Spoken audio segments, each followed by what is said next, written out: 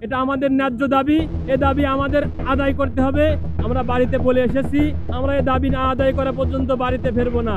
18,65,000 মানুষ আমরা আবেদন করার পরে ভাইভাতে মাত্র 65,000 মানুষ উত্তীর্ণ হই। তারপরে সেখান থেকে 41,000 মানুষকে এনটিআরসি দুর্নীতি করে তাদেরকে সুপারিশ করে, আর আমরা 16,000 সামথিং মানুষ বঞ্চিত হই।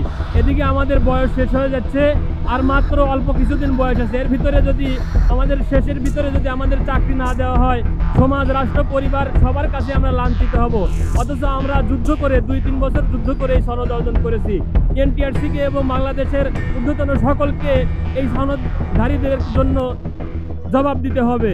এটা আমাদের ন্যায্য দাবি। এ দাবি আমাদের আদায় করতে হবে। এ দাবি আমাদের রাষ্ট্রের মেনে নিতে হবে।